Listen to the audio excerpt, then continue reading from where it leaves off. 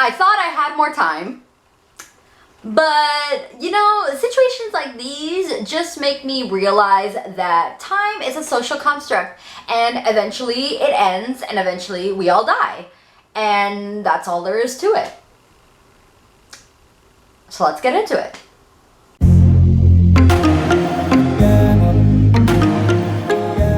Hey, what's up you guys? Silent Bella here, and yes, today we begin my descent into madness for the let's see, 1, 2, 3, 4, fourth time in a row. Yes, today we begin our road to BTS's comeback for Map of the Soul 7. And anyone who is not in the BTS fandom, get ready, I'm gonna give you some information. Also, in case you didn't see my Instagram or Facebook story, yes, I am actually at a different wall than normal because my room is under major reconstruction, and you will eventually see a video documenting the journey of that. But yeah, so stay tuned for that in the next coming months, probably, hopefully. So yes, Map of the Soul 7. This is BTS's next big album. And when I say big, I mean big, not just figuratively, but also literally. The last album they released was Map of the Soul Persona. That was back in April, I believe. Yes, April. It has been very, very long, 10 months since then. 10 months about, I think, yeah, probably sort of 9 months, 10 months, something like that. The length of a pregnancy.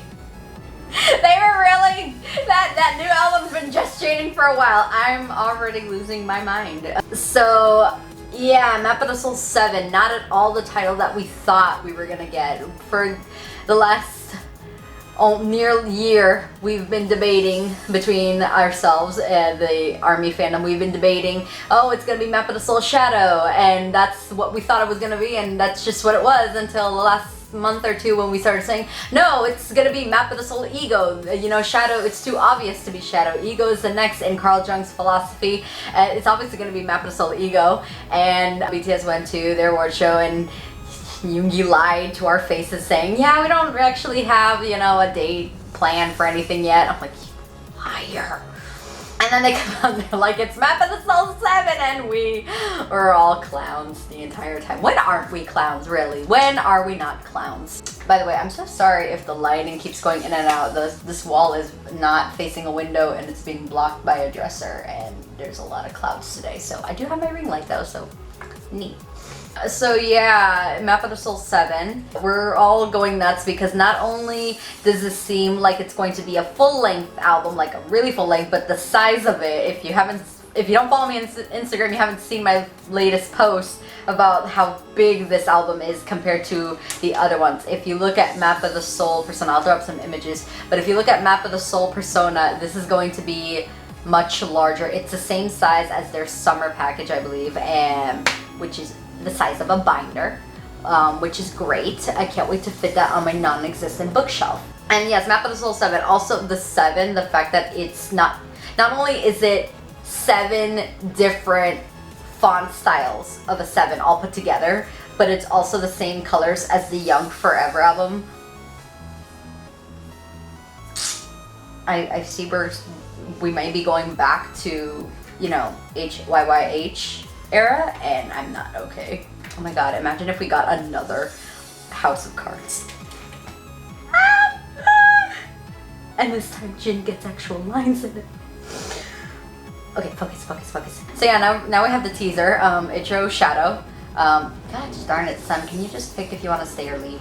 So if y'all remember, my first actual reaction video for my channel was for Intro Persona, which was Map of the Soul Persona. It's teaser and it's, you know, first track, and that one was performed primarily by RM. It was his solo. So yeah, now we have Intro Shadow, and judging by that thumbnail, it's Yoongi who is performing this. I love Min Yoongi so much.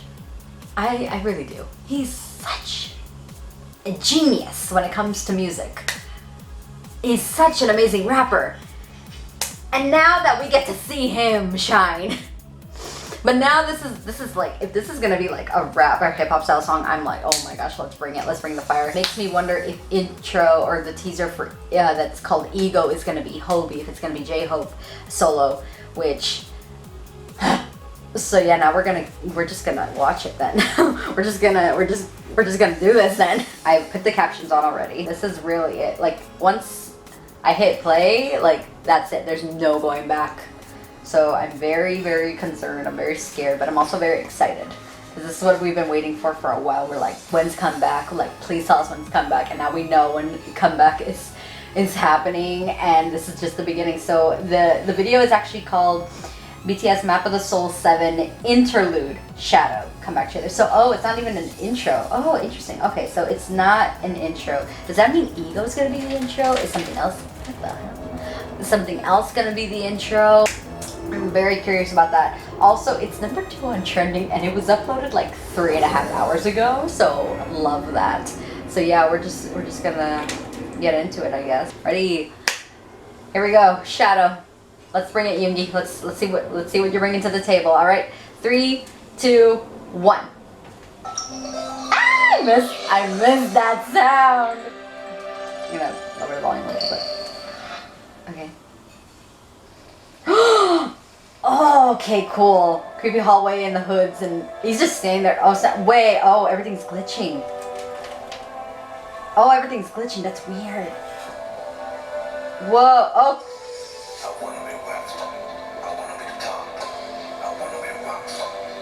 Oh my gosh.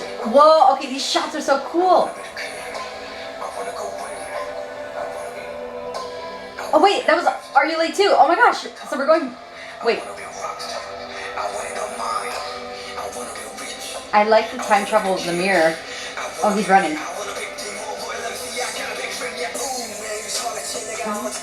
I love this beat! Oh my god, the hands, wait. Oh my gosh, oh, they're trying to bust down the door. Are they trying to get to him? Is it his demons? Is it fans? Oh, that chandelier. No one told me. Oh my gosh, this is gonna be about, like, what it's like to be famous. Oh, that's so cool. Splendor in the big light. Oh my gosh, this is gonna be insane! Oh, they grabbed him. All the phones, cool. Wait. Don't let me shine. Oh. Oh, snap. The lowest. Oh, okay. Flying guys. Oh my god, the scared, and like the little references to Are You Late Too? Oh, Are You Late Too?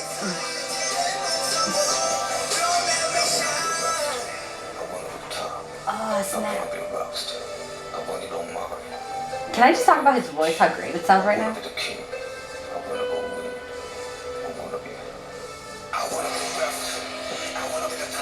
Ooh. That fuzz. Yeah, like all of the flashing of Are You Late Too? I wanna be me. Whoa. Whoa, okay, hold on. Wait, so these are 2 different aspects. Oh my god, so this is like personalities.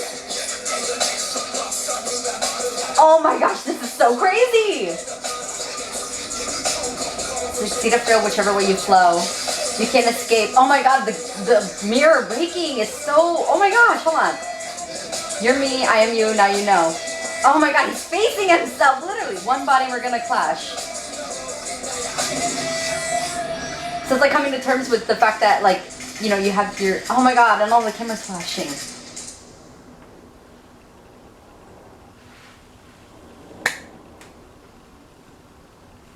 Oh my goodness.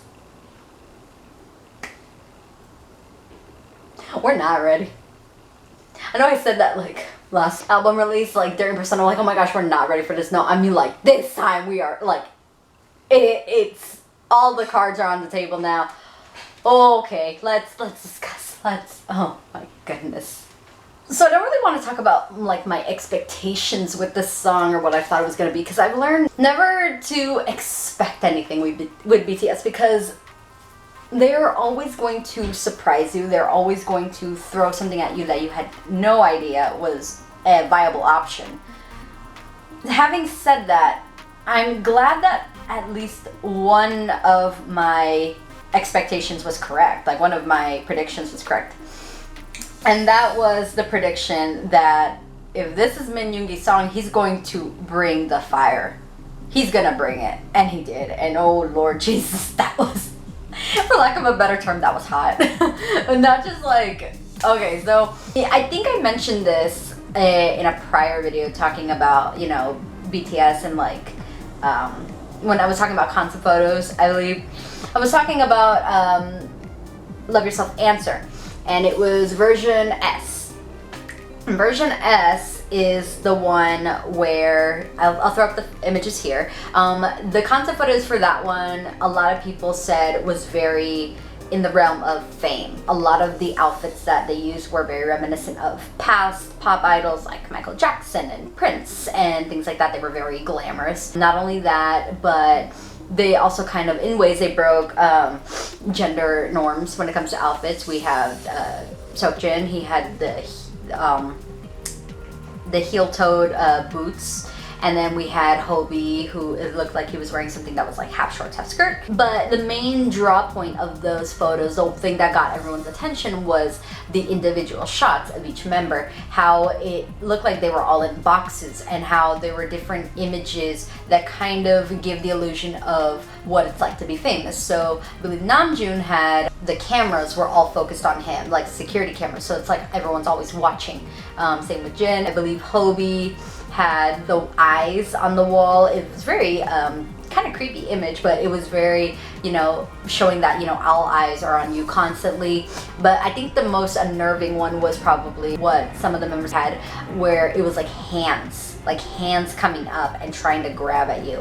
And that was very like poignant to a lot of people, especially fans of BTS that know what it's like for them, especially in places like airports and public. People are always trying to touch them, whether it's welcome or not, and usually it's not. Any celebrity, I think, can identify with the mentality of all eyes are always on you. Cameras and paparazzi are always looking at you, trying to find out when you're gonna like stumble so they can, you know, capitalize on that. Hands are always trying to grab you and touch you. But that idea of like people are always watching to see you fail, and they're always trying to grab at you, and they feel like they have this right just because you are putting yourself on a platform. And people think, okay, well, if you want to put yourself out there for people to see, well, then we have the right to touch you and to look at you and everything. And it's not like that at all. So I find that very interesting that the song, I feel like it's taking that concept and elevating it to a higher level. We have lyrics like when he starts, he's talking about how like, oh, you know, maybe in the past, like, I want to be a rock star, I want to be the king, I want to be like on top, I want to be famous. And if you look at that, it's kind of like their first song, No More Dream, where he was like, I wanted big cars, big, you know, big rings, big house. And funny enough, one of their performances recently where they performed that song again, they don't say I want, they just say let's go, big house, big cars, big rings, because they already have that. But I like how this is saying like, you know, I want all that, and then when you get it, maybe sometimes you realize it's not what it seems like. Let's see, the constant flashing of Oh Are You Late Too. For those who don't know, Oh Are You Late Too is actually one of BTS's earlier albums. I believe it was, I want to say it was their second EP. It was their second EP, I believe. It was during their like era of talking about what it was like to be a teenager kind of thing, because they were teenagers at that point, really. Most of their early albums talked about what it's like being in school and, you know, first love and things like that, but also, especially in Korea, you know, the structure and the educational system and the expectations that adults have for youth. And so I wonder what about that era, specifically that EP, is going to be brought into 7, because they were flashing Oh Are You Late Too a lot, like you saw that. So I'm like, they want us to notice that. So yeah, I'm very interested to see how much of Oh Are You Late Too plays into this, if it's just going to be music style and beat and sound, or is there going to be lyrical content as well. I doubt it with lyrical content, just because, again, that was their school era and this is a completely different era. It's been years, but I do like that they're kind of continuing what they did with Persona, which was kind of go back a bit in time to sort of like reflect on maybe like how things have changed, but also sound-wise how things have changed. So I kind of want to see that continue. Going back a bit to what I was talking about with the Love Yourself concept photos for Answer with version S, I checked just to make sure because I had that doubt in my mind. But yes, Yoongi was actually one of the other members who was in the box with the hands coming at him. So in the video, when you see him on that sort of crystal floor, like that glass floor, and you see not just hands but like people trying to come at him through the glass, I was like, that is a really good, that's literally the first thing I thought of. I was like, that's a really good kind of continuation on that. I like how they sort of build on that concept photo and brought it to life, because it feels kind of a little more intense, because you know, with a photo you look at it and it's like, ooh, that's kind of creepy, that's kind of unsettling. But like with video, like with actual moving picture, it's a lot more creepy and it's a lot more intense, and it's very, you know, horror movie-ish in a way. It's just sort of like, you know, it's coming at him, but I like the fact that he just like, he doesn't look scared in that moment. He's just kind of like chilling there. The fear, it was a little more unsettling in that way. It makes it look as though like, does he know they're coming, or does he know and he just stopped caring,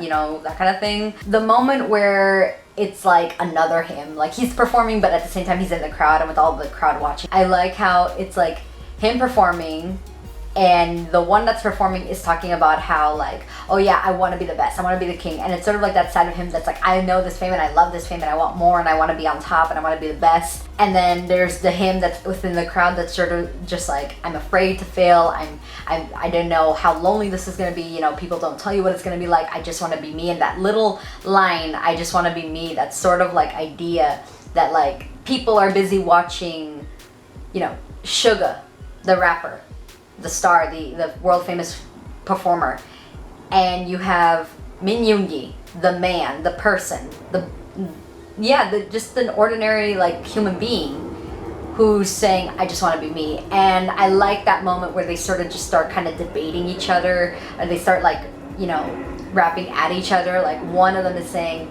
you know, I want to be the best, I want to be on top, and the other one's saying, I just want to be me.